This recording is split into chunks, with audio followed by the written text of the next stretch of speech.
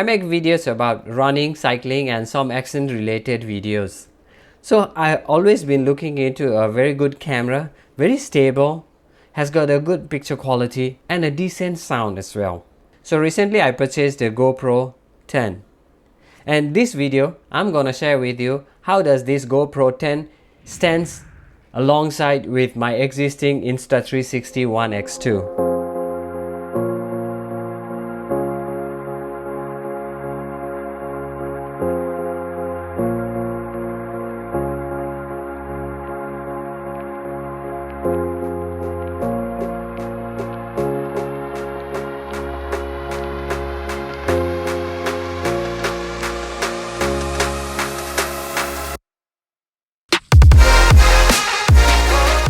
Hello everyone, my name is Rishi. If you are new to my channel, consider subscribing to my channel. I make videos about running, cycling and some product reviews related to sports or the running and cycling itself. Before I move on to compare head to head with these two cameras, let's take a look into some of the specs of these two cameras. Okay, first I'll start with the GoPro, and GoPro comes with a 5.3K 60 fps 4K 120 fps video resolution that gives a very smooth, buttery, slow motion videos and very crystal clear. If you are a photo taking person who like to take a lot of photos, 23 megapixel photos is available on this new GoPro 10. It has got the advanced HyperSmooth 4.0 video stabilization, which gives a very smooth and stabilized video quality.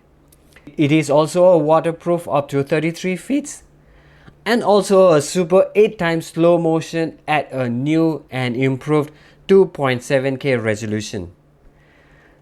Hindsight capture up to 30 seconds before you hit the record, so you won't miss a moment. Duration capture lets you select the length of time you want to capture. Alright, so if let's say in the morning you want to shoot and you do not want to wake up in the morning, you can just set up your camera and then just let it run. When the time comes, then the camera would start on its own and start recording. Okay, edit with the ease in the GoPro Quik app as well, so you can just edit your picture or the videos. It's mobile app and then export it wherever, however you like to as well. So let's move on to Insta360. So what does it have? Okay, it comes with a 5.7K 360 capture, Steadicam mode, FlowState Stabilisation, ultra bright touchscreen, invisible selfie stick, waterproof up to 10 meters. It has got the AI editing technology built into its app. Also 4 mic into this one. You can have a very good audio with the built-in 4 mics into it as well, a TimeShift and also a voice control. So let's take a look into some of my thoughts about these two cameras. I'll start with the Insta360 because I have been using this camera for almost about a year right now. Alright, so this camera is very easy to use. You just slide it out, you just hit the record, that's it. So you don't need to really worry about whether your picture is on a frame or you are looking into somewhere else. You don't even need to worry about whether you are on a frame as well or not. So what you can do it is just shoot it, come back, and on a post-production you would be able to edit all your footage and you can just capture whichever the area that you would like to. It's very interesting camera and gives you a drone like feel as well. Like if you are already into like you are one man show and you do not have a drone, you can use this camera to make a footage look like a drone as well. So like you just take your videos from the back, FOV angles and all. It really gives you a lot of opportunity for you to take your pictures as well. Okay, it has got a horizon leveling. That means however you tilt your camera, all right, so however you do your camera, the footage always comes out very straight. Or you can just do it on a post production, you can just change it however you like to. So with the horizon leveling, this gives a lot of possibility to get a very nice picture or the footage out of it. Also it has got a 5.7K resolution, plenty of edits to work around, whether you'd like to crop in a bit, or you would like to zoom out a bit, or however you like to. So there are so many possibilities in terms of video capture, or the video qualities that you have it, or the possibilities that you can do it from this Insta360. Also, it's a waterproof up to 10 meters, so no need to worry about it. You don't really need to have a housing and think about whether it would be any problem if you sink it into the water, so no need to worry about that as well. So it's really secure camera. Now let's take a look at what it is that I observed, or what are my thoughts about the GoPro 10. All right, okay, so what I have observed is it's really fast camera. You just click on, it really turns on instantly and start taking a video or the picture that you would like to. Okay, the good thing about it is, if you are, let's say, facing yourself, you are doing a vlogging or something, there is a front facing screen as well, so you would be able to know whether you are on a frame or not when you are doing videos or the vlogging as well. All right, the next thing about it is it's really good when it comes to the stabilization. The HyperSmooth 4.0 is a latest version that is introduced to a GoPro 10. It's really good. So when you are, like, for example, for me, who like to go on a trail run or the running, the stabilization on a camera is very important. So with this one, I can see that the footage are very stable and very smooth. Also, it has got a waterproof up to 10 meters or 33 feet, so that means you do not really need to worry about this camera if you really drip into the water or drop into the water as well. All right, and also it does not require any housing. And even me upgrading from Hero 6, where I had to have another mount to, in order to mount all these sticks and all.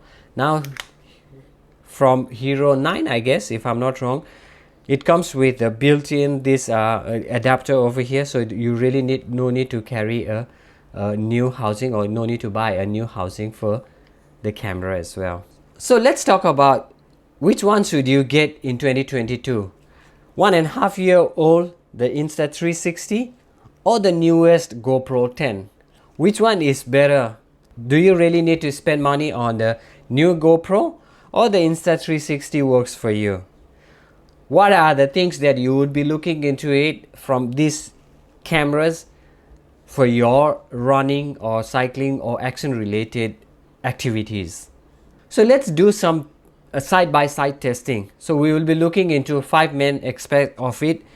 Okay, so this is the low light test on a GoPro on the left hand side, and Insta360 on the right hand side.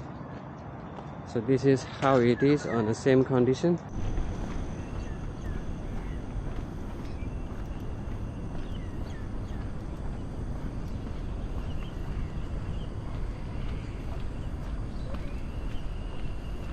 Vlogging setup for GoPro 10 on a 5.3K resolution, so it is 60 FPS, no any external mic, and this is how it sounds. Alright, so now is with the Insta360 ONE X2. This is how we can vlog with it without any external mic, so this would be a mic test as well. So this is how it is.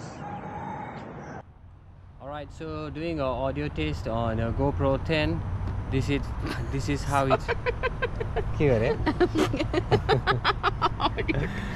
audio test po gara.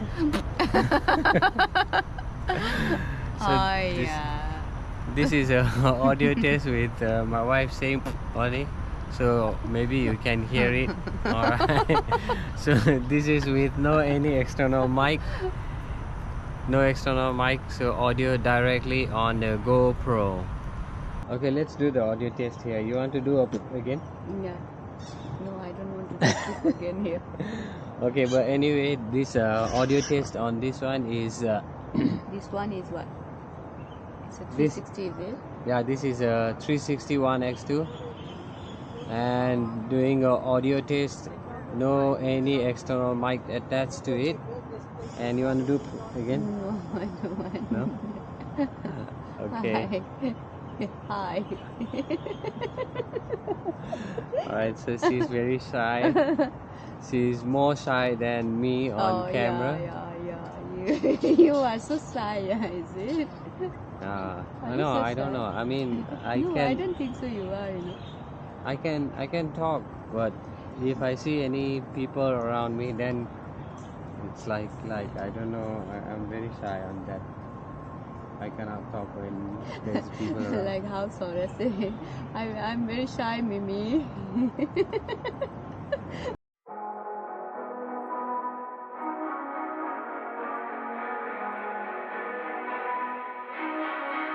Hey, what the hell? Why you hanging on the roof all by yourself? I have an open invitation, but you're telling me go get lost. I don't wanna see your face. Yeah, what the hell? So why don't we stay out to the morning light? 'Cause two wrongs can make a right. We're just doing what we feeling right now. So Chardonnay, we camp in the parking lot. Leave traces of plastic cups. We're just doing what we feeling right now. So what the hell? Why you hanging on the roof all by yourself? Always waiting for the one, but I got news for you. I'm the best that you can get, so what the hell? Yeah, what the hell? So what the hell?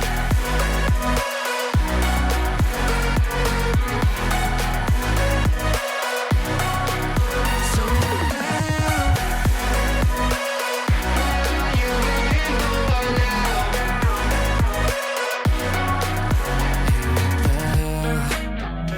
You're pretending that you like somebody else, like you got boys waiting in line to take you home. But tell the truth, you spend the night alone. Let's be alone. So why don't we stay out to the morning light? 'Cause two wrongs can make a right. We're just doing what we feeling right now. So what the hell? Why you hanging on the roof all by yourself? Always waiting for the one, but I got news for you.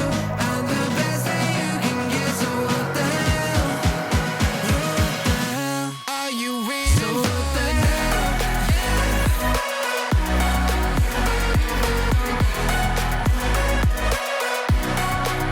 So what the hell? What are you waiting for now? What are you waiting for now? So what the hell? Why you hanging on the roof all by yourself? Always waiting for the one, but I got news for you. I'm the best that you can get, so what the hell? What the hell? Alright, so those were some of the tests. So you must have really found out how these cameras perform or how it looks like. The footage, the test, the audio, and the navigation portion of these cameras. Okay, so let's now take a look into some of the not so really good stuff about this camera from my own opinion. All right, firstly, both of these cameras I really find it quite big. Like for example, if you can see that the Insta360, it's really quite long, and then with the stick it really, it's quite big in a sense. And that goes the same for the GoPro as well. The GoPro is quite a huge size. It's bigger than the GoPro 6. I used to own a GoPro 6. I used to take videos with a GoPro 6, which is relatively smaller than this. So now with the larger sensor and the new aspects on GoPro 10, it looks even more bigger. And together with the sticks, even these shorty sticks that I have, it still looks quite big as well. And for the Insta360 particularly, as you can see that the two lens is just outside the surface. All right, so because of these two lenses outside the surfaces, the possibility of getting these lenses damaged is very high. If you drop it, let's say you are on a trail run, or you are on your running, on your action sequence or action related activities, if you drop it and then this camera drops into the floor, that's it. So the lens will have a very bad scratches, like as you can see on my camera. I'm not sure if you can see, there is a small scratch already because I have dropped this camera once on my run, and I tried to put the lens protector after that and realized the quality of the video is not as good as without a lens cover into it. Though the lens cover does protect, it does gives a bit of a protection, but the video quality comes out really not that good at all. Alright, the next thing about the Insta360 is very tedious workflow. Let's say you shoot your video and then you would not be able to straight away put on into your editing software and start editing. You need to reframe it, export it, then you would be able to do the other stuffs into the footage that comes out from this camera. And also the file size are relatively larger. So if you have a smaller aspect or the storage on your computer is lower, then there may be some problem as well. The next thing about it is, if you are using the mobile phone to do the exporting of the videos and then editing and then export out, then do take a note that you would not be able to export above 1080p. So the max you can go it is a 1080p, and the footage on a 1080p does not really look good at all. I was really not really happy when I started using this camera and started editing on my mobile, and then found out that the footage comes out not really nice, especially if it's a low light situations, like if I go into the trail run inside the jungle. If it's an early morning, like maybe I start about 7 o'clock, 7:30, the outside light is not that really bright enough, the video comes out from this is really bad. I would really say it's really bad. But if you use that footage to edit on your computer, there is a highly possible that you would be able to get a better quality, and you can also export it on a 4K. So it really does give a lot of possibilities. But if you are using on a mobile phone, I would highly recommend not to purchase this if you are not using it on a computer. Now let's take a look into the newest GoPro 10. All right, so GoPro, being it's a point and shoot camera or action camera, you would need to ensure that every time when you shoot, right, you are always on the frame. Though it has got the front facing camera, but you need to make sure that you are always inside the frame, so that you do not really miss it as well.